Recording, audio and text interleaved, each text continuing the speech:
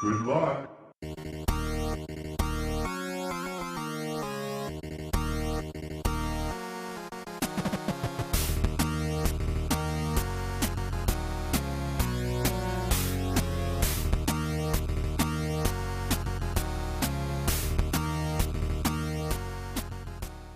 Hey everybody, welcome to the Game Addicts podcast, the show where we talk about all things modern and retro video games, the stuff that we play and collect. I'm your host Brando. He's player 2 Mike. Hey Ro. How's it going? Pretty good. Yeah, you got some like new games, what was it, last week? Last week, yes. I went down to Bedford area. It's pretty far south from us. And I just checked out, I think it's Game World? Yeah, Game World. That used to be a big thing where I grew up, so I wanted to roam around there and see what they had, and they had a lot. A lot of stuff that we don't have up here. I really wanted to buy. No money. Well, right. I was looking at, like, basically they had every GameCube game that I wanted. Period. But they're priced accordingly. They are priced accordingly. I mean, we're talking probably $2-3 more Than up here. So that's a good price. I mean, I'm okay with that. Well, that's something to think about when you go somewhere else. Right. Like when I go up north, to see Nate closer to Chicago region, I'm expecting it to be about $5 to $10 more, right, depending on what it is. Sometimes it's less. But they did have, and yesterday I went hunting too. Yes, I know. I'm not supposed to. She let me. She said, "Let's go cruise around," so I did. Mm-hmm. Anywho, they had the final, or I think it was the 4th volume of Dot Hacks on a Game. $169. Ow! But no movie. I'm not buying it without a movie. Ow! I would have bought it if it had the movie. That is crazy. But not without the movie. That is crazy. Yeah. For it not being complete. Yep. That is nuts. But what did you end up getting then? Because you do have a couple. I ended up getting. I left the tags on these just for giggles for now. I got Armored Core Master of Arena, and this is. I mean, I really don't know. I've never seen it before. Mm-hmm. I know that it's the Armored Core.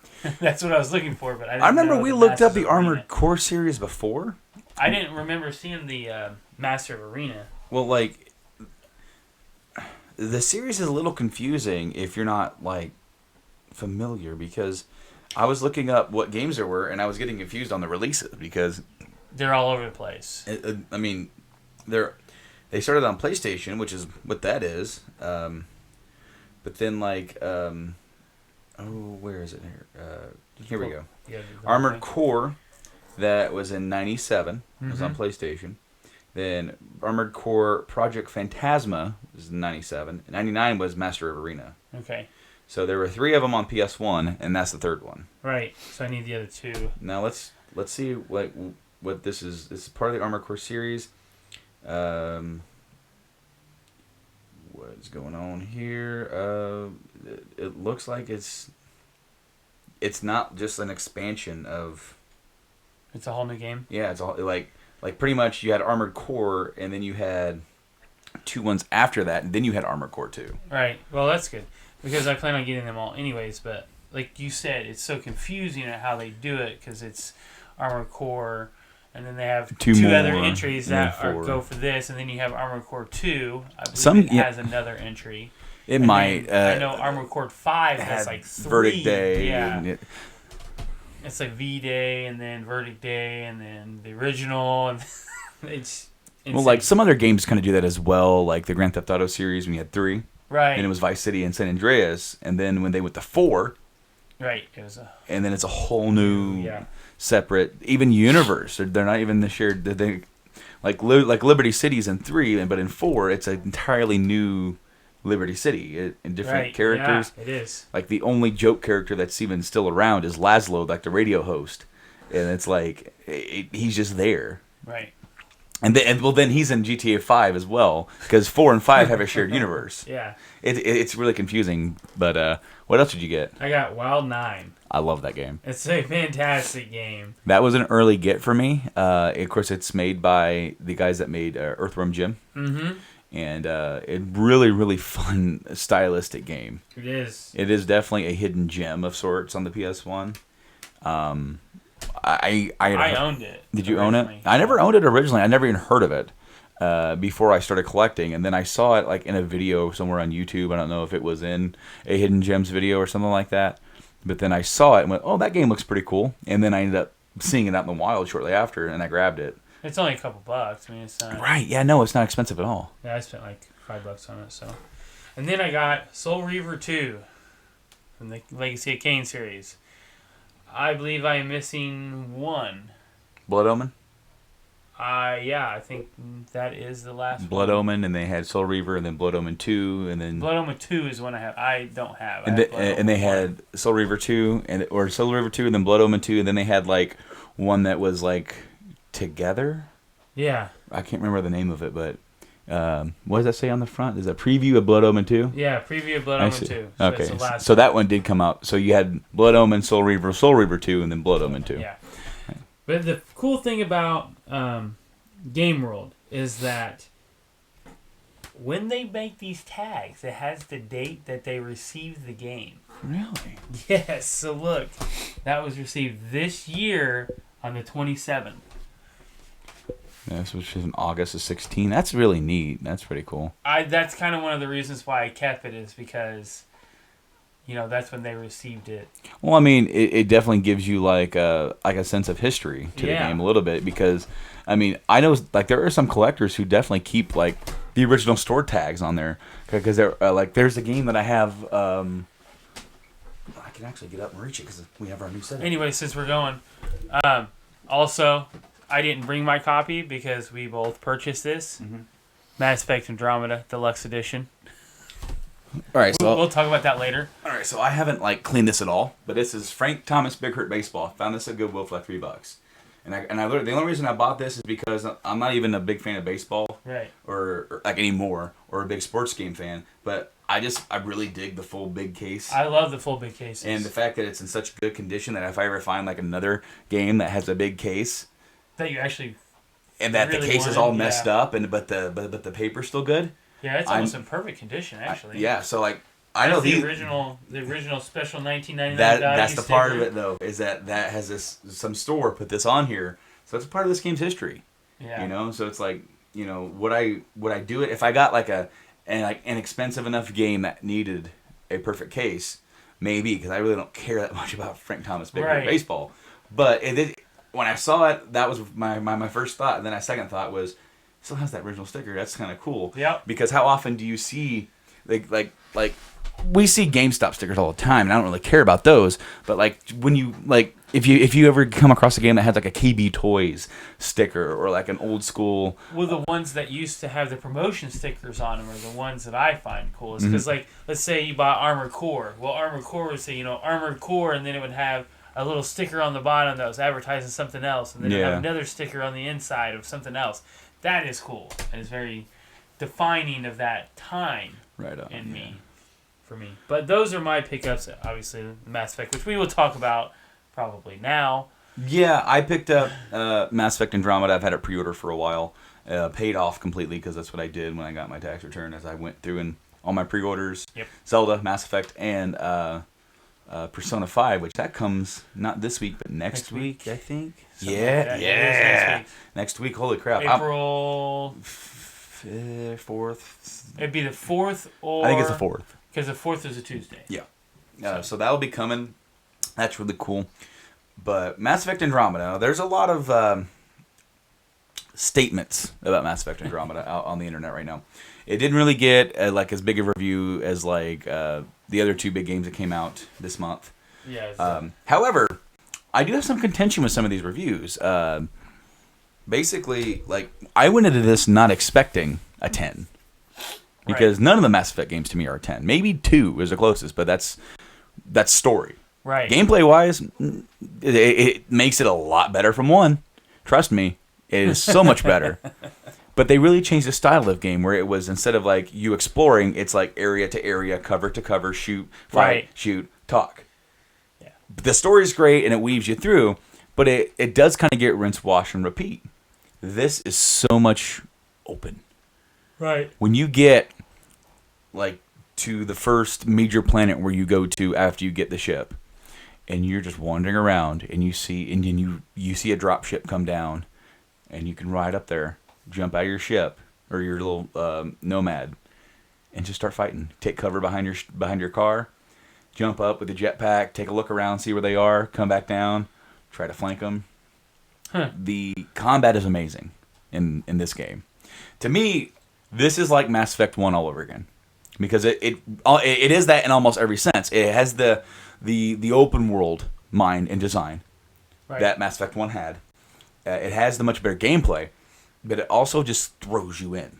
It literally, like Mass Effect 1 throws you in with, like, you don't know anything. The character you're playing as has already been here all of his life, and they're sprinkling little sprinkles of information during conversation towards your way just to give you enough. Like, okay, he's an alien. Okay, this guy's a Spectre. Spectre's an agent. Okay, they want you to be one. Okay, cool. We're in this awesome ship that we co-designed with these other aliens. Okay, but we had a conflict with those other aliens at one point.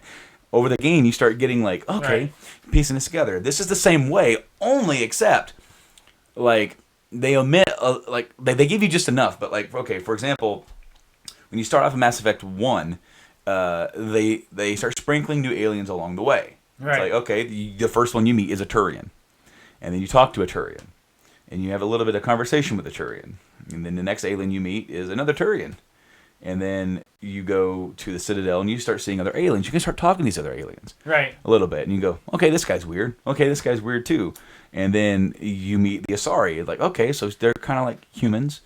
And this game kind of does the same thing with that, but it just like is less friendly because it's like the intro of the game. If anybody hasn't played it, I'm sorry, it's a little bit of spoilery, but okay, so there's like an intro video, dude's talking, pioneer, blah blah blah. Let's go to new places, blah blah blah. Boom, 634 years later, boom, your guy wakes up. Oh hey, there is an Asari doctor. Not even they don't even bring up the fact who or what that is. Right. Because this is the fourth game of a series. So they're not going into great detail who Turians, Asaris, like the species that come over with you, they're not going to go into super great detail. They sprinkle here and there for people who know. But like, for example, when you talk to like a female Krogan, which that's the first Krogan you meet's female. Yeah, awkward voice. Which, I mean... She talked, I was like, I don't like the way she talked. Well, here's the thing is that like, in the original games, you don't even meet a female, really, that you know that's a direct female until 3. Yep, until 3. And then, now this is the female, and you're talking, and you just start talking about the genophage.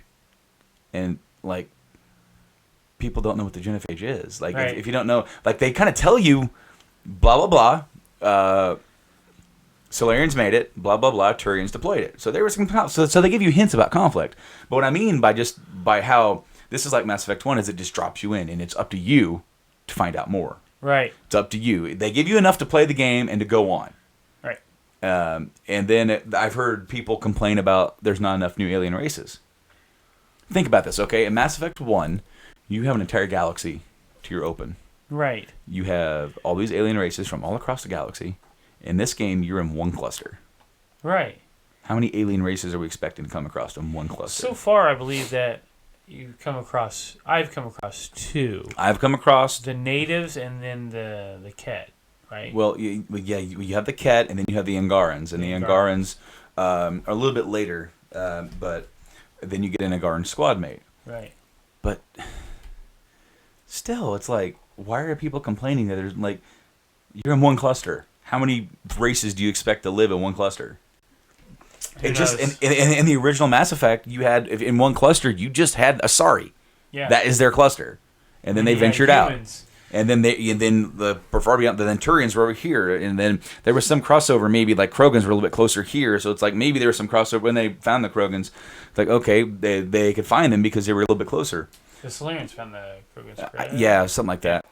But still, it's just like I do understand the criticism about the facial animations to an extent, but from what I'm understanding, it's not even like the animator's fault, because the animators make the animations, but then it's up to another group of people to apply them.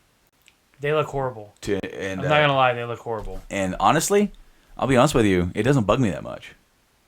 It doesn't.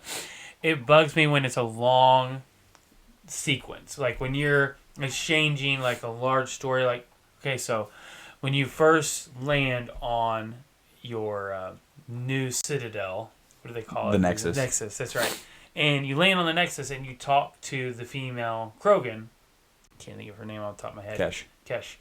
You have a long exchange with the Solarian and with her. That bothered me. Now, see, none of the aliens they look exactly the same, right? But like your guy's expression is like you could tell that the voice delivery is very emotional. And the person's just like. Now, see, like to me, like there have been some sequences where it wasn't bad, and there's some sequences where some characters look absolutely horrendous. There's her name is Addison. She's on there. She's kind of a bitch to you when she first meets you. She looks like very like porcelain dollish. Her eyes are like wide open, and she's talking. That looks weird. Yeah. But again, in a game of this size, it's like maybe we should have expected more of that. But to the same token, it's like, how do the Bethesda games look? You know. That's true. They don't look that great. They don't look a lot. A lot even of the times, even the earlier Mass Effect games don't look that great. A lot of the times you'll start talking to somebody and their face picture will just disappear, and you just see the fibers. They were trying to make a really big game with this, so there's definitely some issues. Yeah. It's allergies are bad. It's springtime. Allergies are bad, and I'm having trouble. Okay. So I'm not blowing my nose. You just wiping? Really loud. Just wiping? I just wipe it. Don't wipe it. So far, I really like this game. I don't give it a 10. I think, as of where I'm at right now, I give it an 8. And if I had to give the other Mass Effect games numbers, it would be 9, 10, and 9. 9, 10, and 9? Yeah, so this so far is just right underneath it, which is not bad. See, and here's the thing, is that people are... The overall score, let's just look up on Metacritic right now. Because... It's like a 70-something. 70, okay, and people are trading 70s like this is an unplayable game. Yeah, that's not how that works. No, 2, 3. That's like, why would you even play this? Yeah. Okay, if you get a 70 to an 80, to me that's good. Yeah, you're right at the point that you want to be at. Once you start into the 80s, 90s, and 10s, they say so. Now you're looking at like really good masterpieces, right? I mean, and a lot of the things that a lot of the reason that I think this is getting so much criticism right now is the fact that Zelda came out and people were throwing 10s at it left and right. I mean, everybody it was just throwing it at them. What do they got? PC, it's at 76. PS4, 74. Xbox One, 76. So at 74 here on this, it's showing that it is yellow, which to me is an iffy play. Like that's where they think. But look at so it's like 76, and user score is 4.6 out of 10. Huh. I don't think that's accurate at all. I don't think so either. I think this is a damn good game. And look up Zelda, because they had that big fad where people went around and were giving it zeros and didn't even own the game. So far, on the critic reviews, we have 23 positive and 18 mixed. So no negatives. And then on user reviews, we have 199 positive, 76 mixed, and 269 negatives. We definitely have people who are giving it 10s, and I don't think that's. I don't think this game is a 10, and I'm not even complete with it yet. The combat definitely, I believe the combat is a 10. Oh, dude! The combat that I played, I love the combat because I picked a Vanguard. Yeah. And I love it. Like I'm up in their face, and then when I'm like, oh no, I'm gonna die, I throw up my little arm shield, and hey. I found myself going more tech. Really? Yeah. Like I think my engineer rank is at level 2 already. And, of course, I'm really going to having to overload it and incinerate. I put a little bit in a flamethrower for when people get up in my face. Right. I've got the flamethrower, and then I've got, the shield. That's the best thing. That shield is the best thing in that game. I've got... you can use concussive shot to do biotic explosions. Yeah, I saw that. So, I'll do pull. So, I have a setup where I have pull, and then I do concussive shot. Where before... Because they took warp out of this. Did you notice that? Yes, they did. No, why 0 out of 10. War? 0 out of 10 they took warp out of the game. Granted, okay, I'm kidding, but still, Like, that did irk me. I'm like, warp was my favorite part. I went through, when they opened up the powers for you to select, I went through and checked every power out, and I literally thought to myself, uh-oh, there's no warp. What are we going to do? Pull is good, though. Pull is good. I've used, especially when you hold it and you pull them right to you. That's fun. And then when you do that, and then you press the throw button, he throws them. Now, I wonder if anybody's done this yet, because I have not gone biotic at all. That's a lie. I'm going biotic, but up close. Pull, can you pull them and then heavy melee right to them? I haven't tried it. I want to try it. Also, you can get an item where it's, instead of using the melee with your blades, he does biotic melee. Yeah. So that was pretty cool. I've got some pretty cool stuff. I do have. I have developed. Oh, here's a negative from Brando about this game. Uh-oh. They changed the Maddock.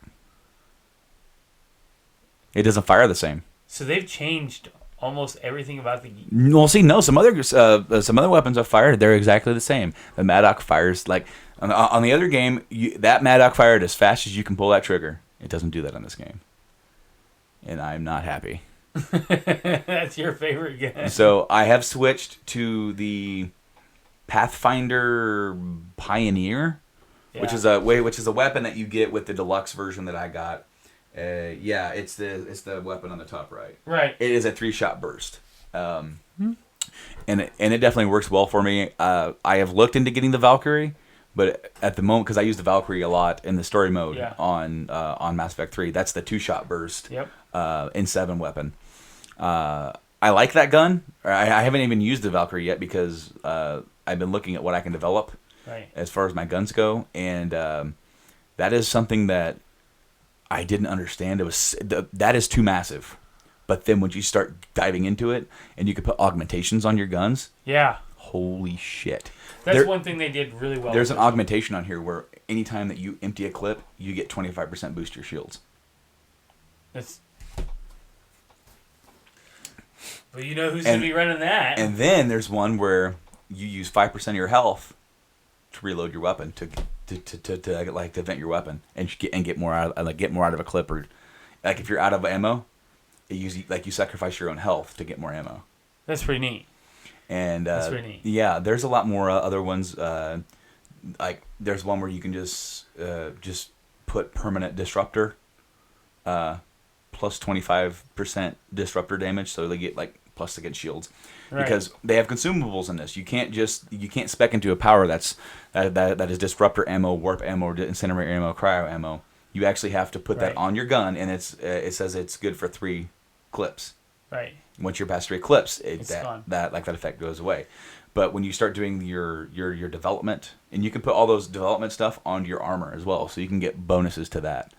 That is like, because you can go buy them. You can go buy, like, I bought a set of armor. And I'm like, fuck it, I'm just gonna buy it. And then I realized that with my augmentations, if I would have developed it, and if I had went and got, because that's another thing, when you go to research and develop, sometimes you like, if you go into your research thing, you have to buy the blueprints with points. You have Milky Way points, you have Andromeda points, and you have what are they called? The remnant points. Remnant points, yeah. And so you have 3 tiers of weapons and armor that you can develop for.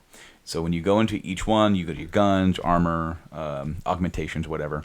You have to have enough points to buy those. So then once you buy them, that goes over here into your development. Then you have to have enough minerals and stuff to actually put into that. Right. So like if you to get the N7 armor, you need to have platinum or something.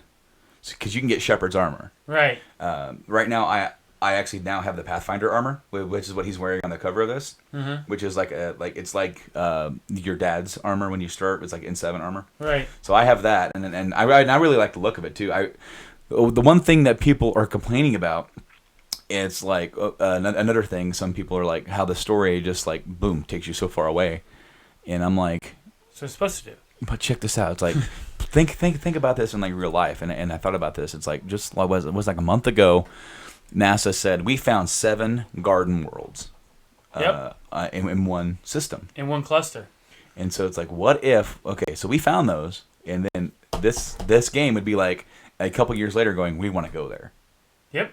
And that's what they do. And they pack up, they have the ability to go, and when they get there, you know what? Shit's not like they thought it would be, and they have to fuck 600 years later, which they specify in this that all these golden worlds, none of this entity. I will say entity because you don't know what it is yet. We don't know what it is. See, the Scourge is like this energy cloud, right? That really messes up the ships, and they crash into it. Yep. And it messes up the planets too. Now, see, when you get there, like your arc ends up coming out of the Scourge, right into a Scourge, but then like it doesn't damage you too much. No. And then you're able to go down to the planet, activate the vault, which is what your dad does. Yeah. And then that kind of loosens up the Scourge, and the Ark is able to get away, and that's when you guys are able to go find the Nexus. And this is not the Nexus that you expected to find. It's like they're in chaos. They have no guidance. They've already exiled people because there was an uprising. Yep. The original leader of the Andromeda mission and all her main crew are dead. Yep. So like it's chaos, and now it's up to you because you're the only Pathfinder to come and like show up. Yep. And again, it's like that's another level of this of the story that I'm liking is that your dad ends up, spoilers, not being Pathfinder anymore. And we already knew. And he makes you Pathfinder because we already know that, but we did in the circumstances, right? Right. Cora is the second to Pathfinder. Yep. And you're made the Pathfinder. Yes. She's not cool with that. At first she's kind of like, she's not cool with it, but she just goes along with it. The more that you talk to her, the more that you start to get to know her, the more she gets agitated. Like, well, no. Actually, it's the other way. It's the more that she's starting to like deal with it and start. Right. She goes, the more success that you're having, she goes, maybe being your second's not so bad. Right. You know, she goes, you know, you're really impressing me. You're doing a good job. But that's another level is that they're going to the level of trying to make you, just like the original trilogy did, have a relationship with your teammates. Right. And so far, there's a couple of characters that I really like. The female Turian, I can't remember her name right now, but I like her. I like the Krogan. Kesh? Not Kesh, no. Your actual... Drac. Drac is her... Drac is her granddad. Yeah. What? Yeah. He's like 1,000 years old. He's an old grizzly Krogan, and jeez. he has no. He doesn't want to show up and fight with you at all. He's like, I'm too old to fight with other people. But then you end up fighting alongside him against some cat, and he's like, you're not so bad. Maybe I will join up. And it's simple as that. But then the more that you start talking to him, he calls you kid, and there's actually a point that you can say, and it's like, you call everybody kid. He goes, when you're as old as I am, everyone's a kid. Yeah, pretty much. And you can actually kind of stand up to him. But he's also kind of critical of you, too. Like, there's a point where you meet a new alien, and there's some tension in between your crew and the alien. And I selected something, and it made Ryder kind of sound like a bitch. He's like, come on, guys. Can we all just get along? And Krogan's like, begging, huh? That's an interesting tactic. But I really, really like the game so far, and I really don't think that it's worth the 7s. I think it's a good 8. And right. I'm hoping that the story kind of goes along a little bit more, right. Because the more that I'm like saying that this is a new series, a new game, like fuck the trilogy. Right. That's essentially what this game does. Fuck the trilogy. And this is, we took you from the world of the trilogy to start a whole new trilogy. To come over here, and it's like, okay, so you know what we did with Mass Effect 1, where we just threw you into this new galaxy and said, this is the place where we are, learn it, go with it. They're like, we're doing that again, except for we're going to take the stuff you already know and love, we're going to put it over here. Yeah. And I really like that aspect. I didn't know how I was going to like it, and when I first started the game, I was and now I'm more into it. The more that I'm getting into it, and more that I'm like activating vaults, the more that I'm setting up outposts, and the more that I'm like building up the Nexus and unfreezing people. I chose for my first outpost. They're like, "Do you want military or do you want research and science?" I'm like, "We need research and science. It's like we need military too, but we need people here to understand the Andromeda system. Right. We need people who to understand agriculture because we need food." And that helps you out significantly. And I'm like, we are going to need military, yes. But like first one, let's do some research. and there was a whole group of people who were protesting on the Nexus because I chose research. It changed the bump of when people were getting unfrozen and their families got moved. Huh. And so you have to find a way to dissolve that. That's interesting. And I guess there's a lot of these major, like what made Mass Effect famous were a lot of these major decisions where sometimes it's like good or bad. It's like you have to make a decision right now for better or worse. Make a decision. And there was something else I was going to say about the game that I really liked that I kind of lost myself on. We still have yet to try the multiplayer. I have not. I've completed the first tutorial on the multiplayer, and I've unlocked. I redeemed my packs. Right. Which there's also until I think they're redeemable until until December of this year. They're doing a deal with Tostinos pizza rolls, where if you buy a bag, you'll get a code to get multiplayer packs. We know what Jay's gonna do. Guys, I've got 800 packs of Tostinos. Anybody want? I talked to Jay, and he wants to get us together for a reunion, the four of us, and go in and play. Did Matt get it day one? Does Matt own it? That's the question. He either will own it day one, or he either did, or he's going to. Okay. I know Jay picked it up, and he's his review of it. He said he only played a half hour of it. He goes, "I like it so far, but Ryder's a bitch. He's not Shepard." And I'm like, yeah, he's not going to be Shepard. Yeah, he's not going to be Shepard. I like a lot of the story elements so far. I will say that you spend a lot of time on the planet doing stuff. There's a lot to do. Right, and that's what they wanted to do. Yeah, more than what I expected. I was on the Angaran homeworld, because when you meet the Angarans, they're not in their homeworld. The homeworld's dying. Right. And I went to the homeworld and did some stuff there, and like basically. They say, okay, we got two things to earn the Angaran trust. We got this thing and we got this thing. And basically, you can do either one first. Right. So I went to Homeworld first. And I'm like, all right, I'll do this first, and then later on tonight, I'll go to the other one, and then I'll get them both done. I spent all night doing that first one. No kidding. Because then it's like you start picking up this quest, and it kind of takes you all over the map. However, because I did all those side quests as I came across them, by the time it came to like do the actual main quest and finish that up, and I'm like, where do I go? Oh, okay, I've been up there. I've already been to some of these places before because of those side quests kind of taking me around and trying to make the planet viable. Because even when you get the planet viable to make an outpost, so the first desert planet has a lot of radiation. Right. When you activate the vault, it starts disseminating the radiation, and so some places when you first start the game, when you first get there, it's too much radiation. It's killing the ship. It's killing you. Like, you just can't stay in there. It's like level 3 hazard. Wow. Level 1 hazard's not bad. You can walk around. You can fight a little bit. Just kind of keep an eye on it. That way, if you're out too long, you should be more than fine. But level 3, that nomad system, get out of there. And once you've lost life support, it starts killing your engine. And then you end up blowing up.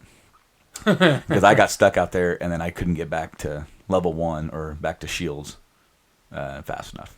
Right, because you can drop shields that will. Well, you can drop those packages. Well, they're called like these little stations that come down, and if you park near it, it'll heal your shields and all that stuff. But then if you go back to your outpost, you have a couple places throughout the places that have shields. Right. It'll get rid of the radiation.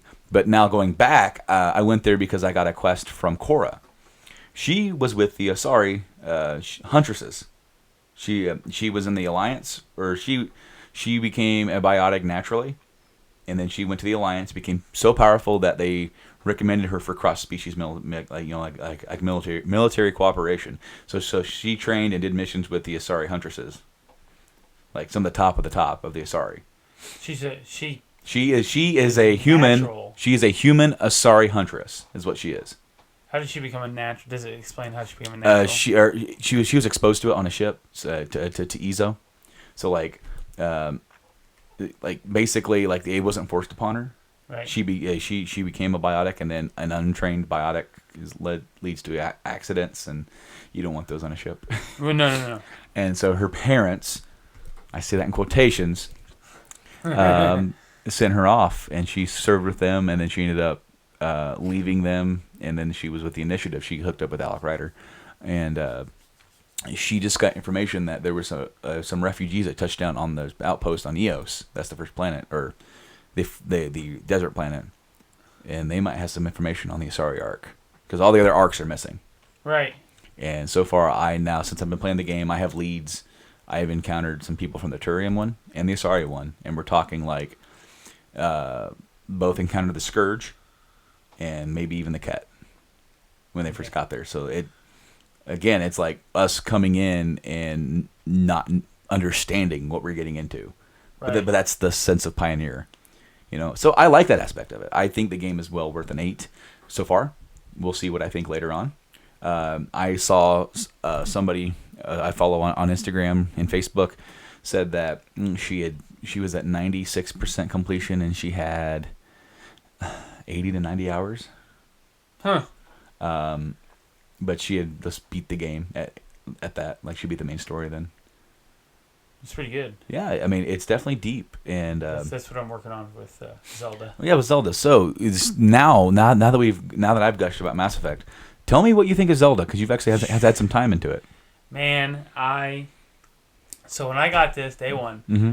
I downloaded and everything, started playing it, and I got into the Tempest and I stopped and I was like, okay, I'm mentally not into this game right now. I cannot not think about Zelda. Mm-hmm. So I went back to Zelda. I have beat 3 of the Divine Beasts. I'm trying to do everything in the game before I beat it. I have 38 or 40 somewhere shrines picked up. They have a lot of neat... just not to cut you off, but I read that there are 120 shrines. Okay. So originally I thought it was 100, but I guess 120.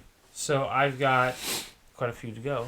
Mm-hmm. But a lot of things that you just... I tend to not ride on the horse because there's too much to pick up. I only ride on the horse if I am purposefully going somewhere. Somewhere. Right? Yeah. Like right now I'm trying to get to the Death Mountain mm-hmm. without catching on fire and dying. Another thing that I do is I find the nearest shrine or the tower. That's what I do. And then I glide down, and then I walk. Well, that's over. the thing on Death Mountain. If you don't have fireproof clothes and heat resistance, it doesn't matter if you have heat resistance. If you don't have fireproof clothes, you're going to catch on fire and die. Mm-hmm. So I've got the tower, or I've been like right to the base of the tower, but there's lava down below it, and it instantly catches me on fire and I die. So I haven't found where to get. I'm sure there's a place, but I'm trying to stay on the road. Like, there's a road that leads in there, and I'm hoping that road will lead me to where I need to go safely instead of trying to traverse the mountain on my own, which is what I like to do. I like to literally do a straight point if I can. And I found a lot of areas. There's been an area where I've walked into, and literally when I walk into the area, the shrine people mm-hmm. start talking to you, and they're like, welcome to the Trial of Thunder. If you can figure out how to, get the balls in the right color, you will be rewarded, whatnot, blah, blah, blah. And it's raining there all the time. And you have to climb up these statues. It's very hard to climb up them when it's raining. So I spent about 3 hours trying to figure that out and did not get anywhere and got mad and left. So, but I got the nearest place that I can just glide right into it. So I'm sure that if I did that, glided into it, and did each one mm-hmm. individually, I'd be okay. But anytime you fast travel, it resets that stuff. I see. But I love the game.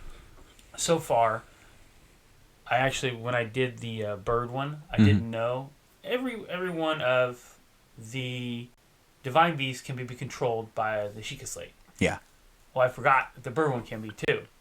So I was literally you have to tilt the bird specific ways to get to specific points while I was trying to freeball it. So I got to it, and I couldn't get back. And I sit there for like 10 minutes when you were texting me about this, and I was like, what the heck am I supposed to do? And then I clicked the wrong button to open my inventory, and it pulled up the Sheikah Slate, and it's like, you could tilt the bird this way or this way, and I'm like, I'm an idiot. I'm quite literally an idiot. But yes, it is a very, very, very fun game. I can't wait. I want to beat the beast, all the divine beasts, and then go get the Master Sword. Where do you place it as far as like your favorite Zeldas? Is it up there? So, Because I'm sure we're going to talk about that a little bit here in a minute, but we'll like when we do another episode of the show. yes. To be honest, on a Zelda, on an actual, if you look at the play, the story, and everything, I rate this as my number one. Because it's open world, but it's open world and guided, and you can choose which path you go on. Mm-hmm. I only have one complaint that I can think of. So far, I haven't found a specific area that I can create armor. Everything is that you buy it and then you upgrade it. Right on. And that's the only in weapons. Same way with weapons, you don't have a place like you can create. They will remake the champions weapons. Yeah. But they will. You can't just. I want to make a trident. Can't do that. Right. So far. My big complaint is how much and often the weapons break. See, now that I've advanced so far, my weapons don't break very often. I've been doing the master fighting trials. Like you have master combat trials, and I can go through a master combat trial, and it has. I think the guy has like 3,000 health or something like that. One of the what do they call it? One of the guardians. One of the guardians is in there, and he has like 3,000 health, and I can take him down with only losing 2 weapons. And then usually I use the champions weapons, because then I can go back and remake them immediately. Yeah. But when you figure it out, I don't have a problem with my weapons anymore. It just gets to a point of like aggravation. I like the fact that there is a system in place for wear down and like in that, but I don't really feel like it's perfect. Have you found any durability up? Durability up, like Items. I have a durability up. Most of my weapons are durability up, so they last a lot. Like a lot longer. A lot longer. Well, I'm just saying, like even at a base level, I feel like when you get to a certain point, like okay, so I'm at the second divine beast, and I'm still fighting people where like these fucking weapons I'm just picking up I picked up a fucking like 50 attack weapon, and it broke like pretty quickly, and that aggravates me. That really aggravates me because I feel like it's okay to an extent when they're like really pretty low and you're starting off. I'm not saying that it never should break. I'm just saying it shouldn't break as quickly as what I'm having to deal with. I think that what they wanted to do with these is that some of these weapons, like I have guardian weapons that are 70 damage, but they also swing like a freaking brick. Yeah. And about 5 hits, and it's durability down. But it's designed that you take those specific weapons and you hold them for when it matters. The other ones that you find laying out, like a rusty claymore, it takes like 10 hits and that's it. It's done. Like you're not going to have any more. But a lot of these, it says on each weapon, I've been really following this because it always like leaves little tips up there, like when you're loading into a screen, tips about how to watch your weapons. Well, I'm starting to learn a little bit. If they glisten on the screen, if you have like a little, the little shine that they do, that means they're brand new. They're fresh. They get duller. And obviously on the screen, it's a little duller. They don't have the shine anymore. And then they start flashing red. And then they start flashing red and that's usually 1 to 2 hits later. Yeah. If you throw the weapon, it doubles the damage of the weapon. Okay. But I'm noticing that a lot of these weapons, like when I pull up a knight's claymore, a knight's halberd, they last a lot longer, like 5 to 10 times longer than a regular spear or halberd. Right. Those weapons that you're picking up from, what are those called? The moglins? Yeah, mogoblins. Those things, 7 or 8 swipes and they're toast.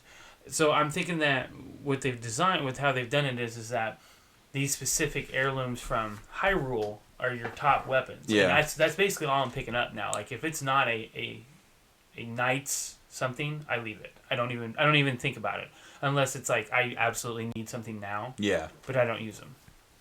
So it's designed to like use what you have available to you, but eventually you start picking like I don't use anything. I leave 2 slots open and I pick up those junk weapons and use those in my roaming around until it's like you're gonna fight a special creature today. Mm-hmm. Okay, well then here comes the big boys. Yeah. Which they have those like all across the map too. Those little yes. just those little like boss fights. They also have like this giant rock thing that can only be beat by a sledgehammer. Those suck.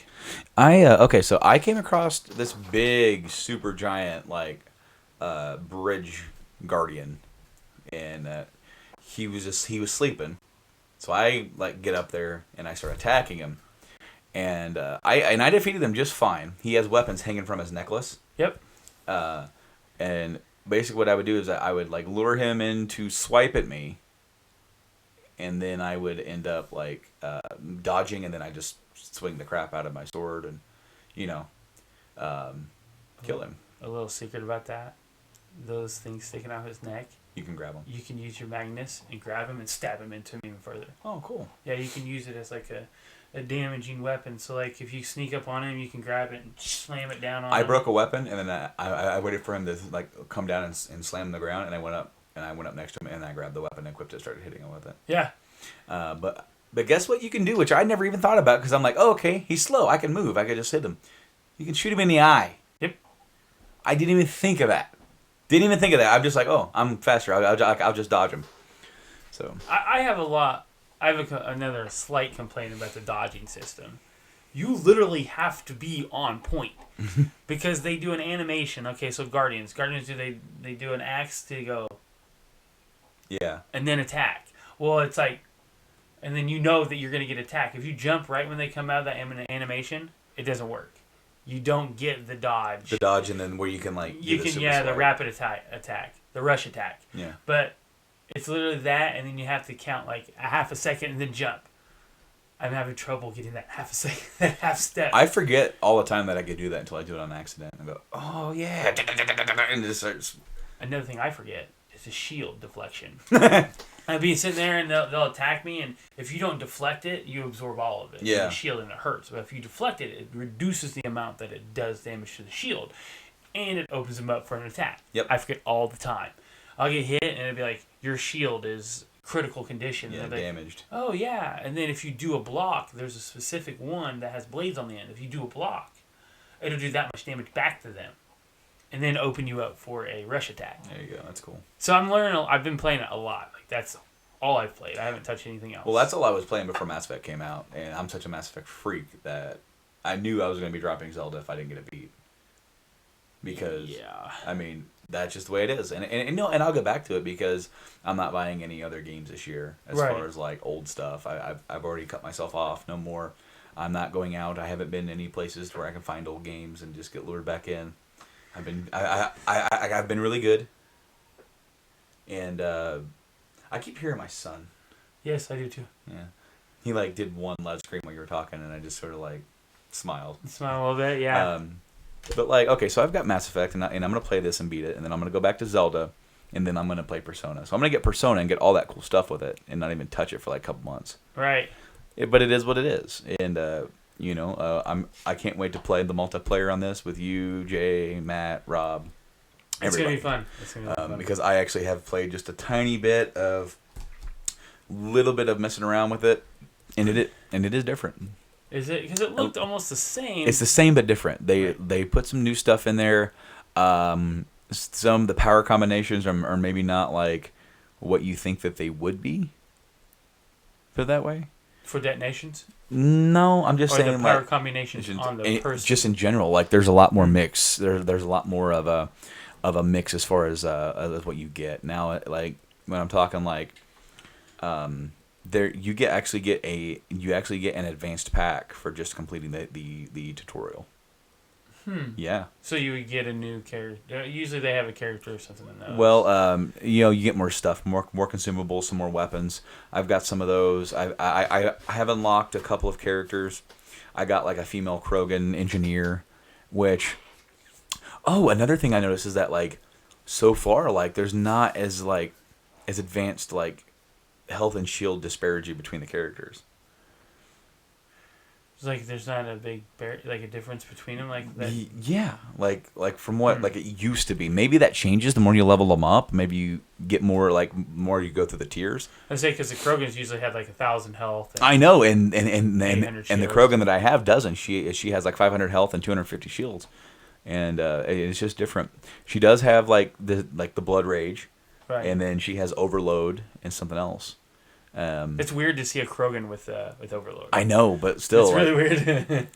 I was playing just a little bit, and and I had some fun. It was cool. Same basic hacking, targets, everything. It's that same feel, but just with the Andromeda sprinkle and salt. Which is what we were hoping for. Yes, because I really like the dodge combat. I love the jetpack. And the Krogan has a jetpack.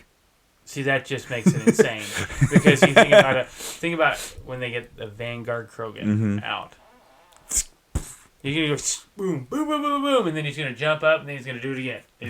And now, I don't know if you noticed this, but if you jump and you're hovering and you do a melee attack, it automatically does the slam on the ground. Yep. It does it's like a shockwave almost. Yeah, it does. And you can actually get like either a passive or something where if you do that, it'll actually absorb health from those that you hit. Yeah.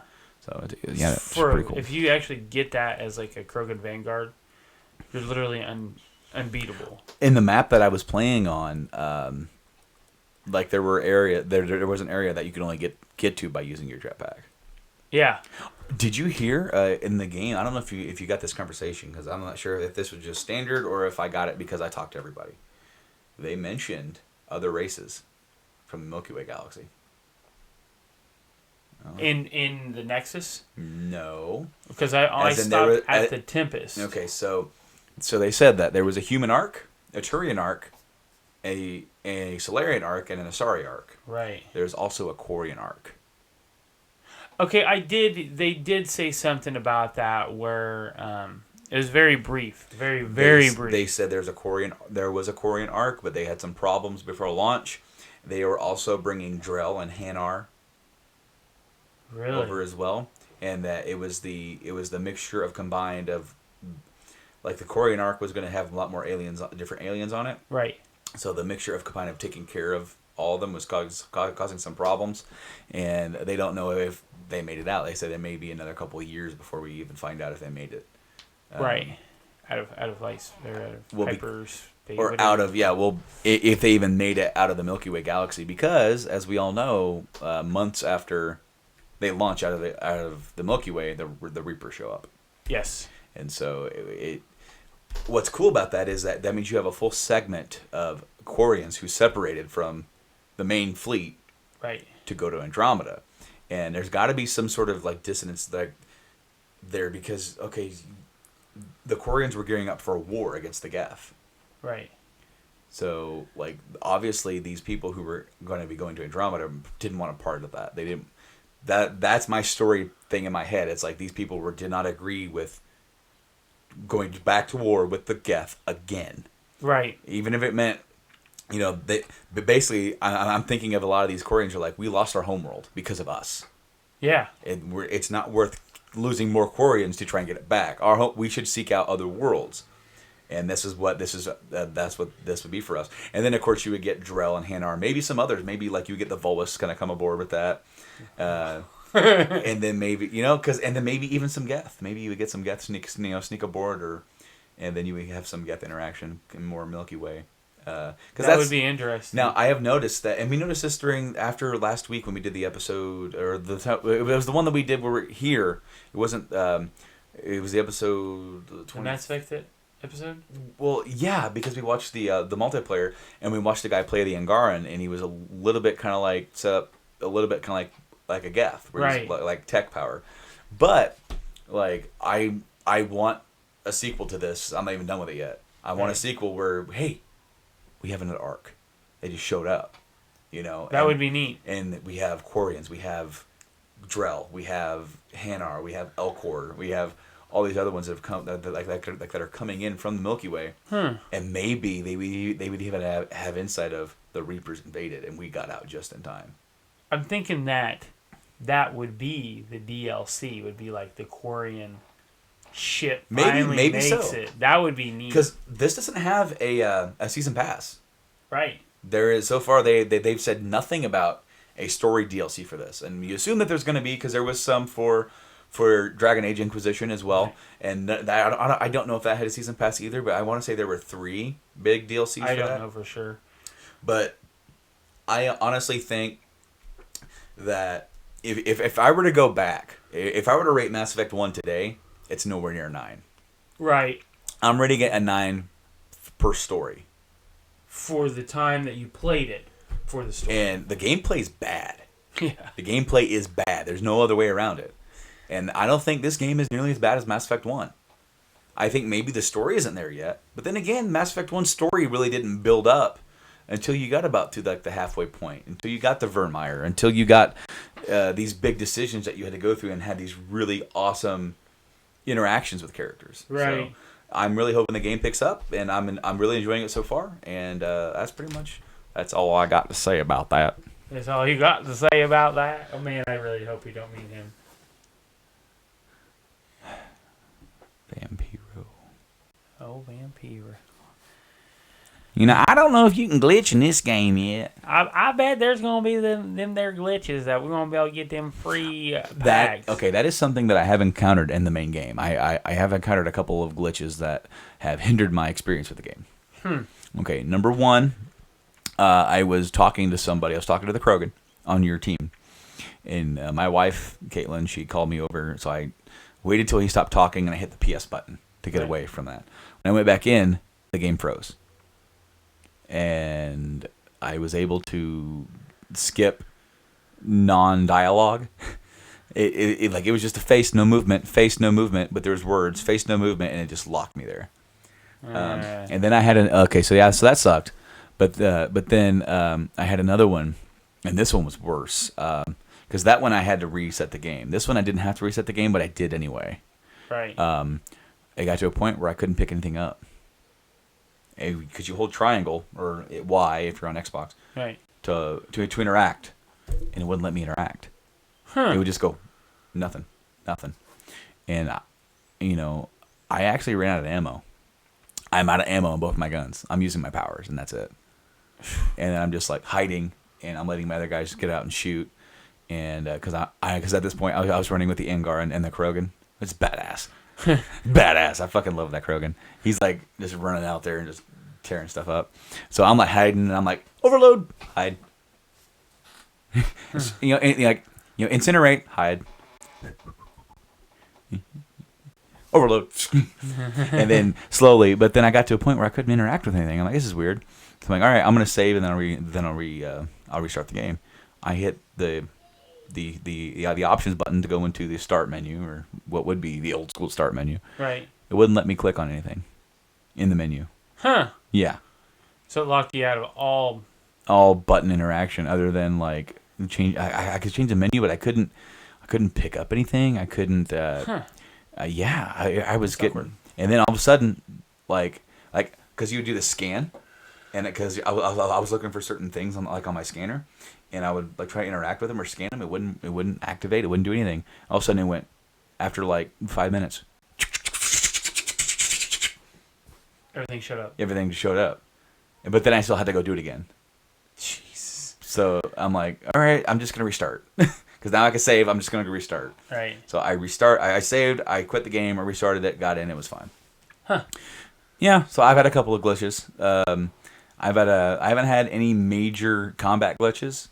Thankfully. But I mean, the game has glitches, and it's going to, with it being as massive as they're trying to make it. Right. So I've only encountered one with Zelda, climbing one of the towers. It froze me where he was climbing. I was able to walk around with this specific square of climbing section, he would just stop in and he would just keep climbing, and your stamina bar would just, but he wouldn't go anywhere.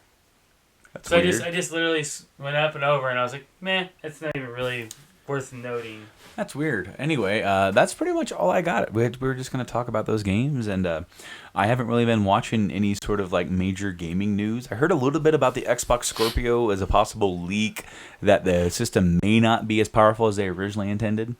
So in other words, what we may have is that like it will be completely full resolution 4K gaming, but then there's a big concern that like the companies that are making the 4K games on the PS Pro, which aren't full 4K, Right. are just going to take those games and just port them over.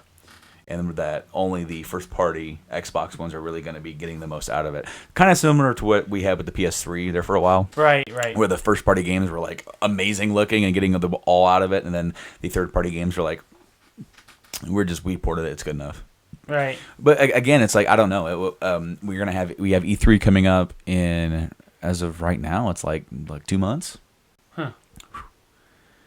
Be interesting to see what's see what gets said, and also I did see something from Phil Spencer, the head of Xbox, saying that they need to try and do a better job of getting their exclusives sprinkled out instead of putting them all in the fall.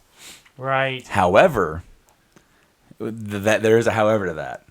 He goes, however, there is, however, a concern. Like the number one priority right now is getting a lot of their exclusives available in the fall for Xbox Scorpio, because they want to launch the system and they want to have a couple of big hitters to go along with it. Well, yeah, I mean, you want to launch with some big hits. So obviously we're not talking about Halo, but the next Forza game probably going to be coming out, because they have the split. They have Horizons, they have the original, so we're going to get another Forza game around that time, and then we're probably looking at one of the other big exclusives that they've been developing, like they announced a long time ago, Crackdown.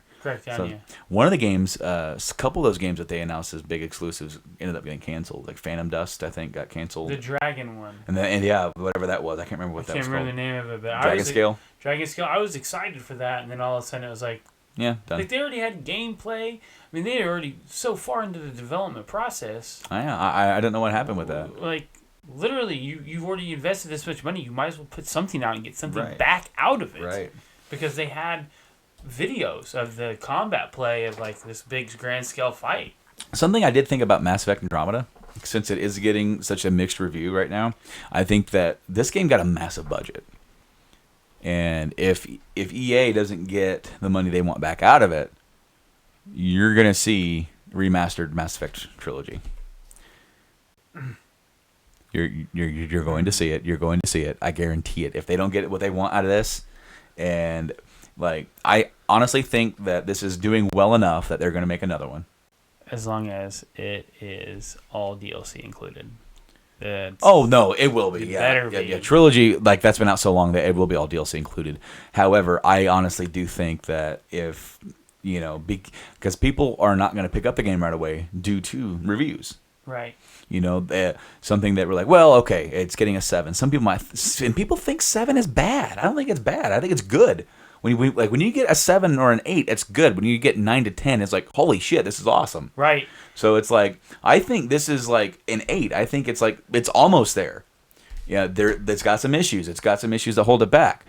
But I think it's fucking good. Right. It is. It's like I said, I haven't played as much as you. Right. I think it's really fucking good. And I like the more I play of it, the more I'm just like, man, these people are just dogging on this game really hardcore. It's really enjoyable. It's really fun. Then you have like the people who aren't going to pick it up, and then so the game isn't going to make as much money on the first run. Right. So then, what would you do as EA? Well, okay, we need to get some of that money back. Well, guess what is kind of cheap to do is develop into remastering an old game. Right. Because most of the work's already done. Right. And people are saying, oh, that's not as good as the trilogy. Like, oh yeah, it's not as good as the trilogy. Here's the entire trilogy, all DLC, $60. Again. Again, but and people would buy the crap out of it, and then you put it out, and you would. Oh, fuck yeah, I would. Hell Would yeah, you get I it would. on both systems? No. No. Would you get it on the Xbox or PS? PS4. It's intriguing. I figured you'd get it on the Xbox just because. No, because the only reason why I did that in the past is because of the circumstances behind it being exclusive. Right. That's where I played it first. So Mass Effect 1 was completely exclusive for 5 years, and that was only because they got published by Microsoft, and then they got bought out by EA. Right. BioWare did. And then they eventually got the rights back, and they put the trilogy on both systems. So when I sold my stuff, I'm like, I don't need my Xbox anymore, like, because I had it for the exclusives. I got disenfranchised with the Gears series after 2 and 3. It's okay. Right. I'm not buying the system for this. All the other games I can get on the PlayStation. So I was like, I don't need to be splitting my time. That's before I got into game collecting. Right. So when I sold my system, I kept my Mass Effect games because that's a holy grail for me on this. Like that's like me saying I sold my PS1, but I'm not going to sell my Final Fantasy 7. Right. I'm not going to sell it because it means that much to me, even if I can't play it. Yeah. It's that shelf appeal. It's like that game, That's like these are my video game Bible chapters, Right. So when I did buy the trilogy on PS3, I did it so that way if I wanted to play it again, it's there. But then when I started collecting again, I got a 360, so I'm like, all right. So now I have it on both. It's like I have the Arkham series on the 360 because that's where I played them first. I bought Arkham Knight on PS4 because at the time I had no plan on getting. Oh, it's a great game. I didn't have any plan on getting an Xbox One. Yeah. Had I had known that I was going to get an Xbox One when I pre-ordered it, I probably would have got it on Xbox because that's where all the Batman games are. Right. Yeah. Another thing with like putting Mass Effect on PS4 is where am I going to be doing my multiplayer? PS4. I'm doing it on PS4. So yeah, I can't play with anybody on Xbox One. Like literally, I could probably think of one or two people that even have it. Huh? Ray. Rob. Rob, yeah, but like I'm thinking of like all those people have PS4s, so that's a more common thread. If I'm gonna get the Mass Effect trilogy, I'm gonna get it on the PS4 where I have Andromeda, because that's where that series is continuing for me.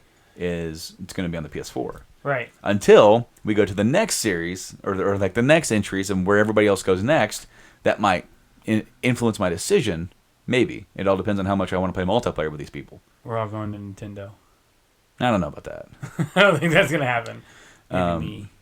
And apparently, I guess some of the Nintendo Switch games are being more expensive on that than on the PS4. Like some of the more indie games, and that is because it's more expensive to develop the little cartridge than it is a disc. That makes sense. And so, yeah, it's almost like the old cartridge problem from back in the 90s where you had the N64 game, like GoldenEye was $70, and then you had to place all the PS1 games are $40 tops. Yeah. But one thing that I also noticed is that the 3DS cartridges were always $40. 40, yeah. I mean, yeah, this is a massive boost. Let's just say, 30 gigs, right? Yeah, 32 gigs is the 32 gigs is the max. What was it before? Like I have 4 or 5, no idea. something like that. Don't even know what 3DS had. It's a lot less than that. Yeah, I can't remember, but I like the cartridges better personally. It doesn't bother me, but either way, it doesn't bother me. No, I mean cartridges have a less. Well, when you're getting to games so big where they need to install and they use the disc just to install. Yeah. Like at this point, it's like, why aren't we all switching to the little cards? Because then you don't need to install it. It's just like it's SD memory, so it's like plug it in. I think that's all I got for this week. That's all we got. Anyway, guys, thank you for checking out this episode of the Game Addicts Podcast. We are available on social media, on Facebook, Twitter, and Instagram at Game Addicts Play. You can check us out on YouTube. Search Game Addicts Podcast. We show up somewhere there. Somewhere. And then you can subscribe. Of course, I always post when we put new episodes up on the social media, so if you want to follow us there too, and hey, just keep up that way, that's cool. But we're also, if you want the audio and take it with you on your phone, you can listen to it on your car, during your commute, or just whenever you're doing stuff around the house. You can do that too. We're on iTunes, Podbean, Stitcher, and Google Play Music. You can also get us on Podcast Addict. Just search the iTunes directory. You can get us right there. All right. That is all we got this week for you. With that being said, I'm Brando. And I'm Mike. And we'll see you next time.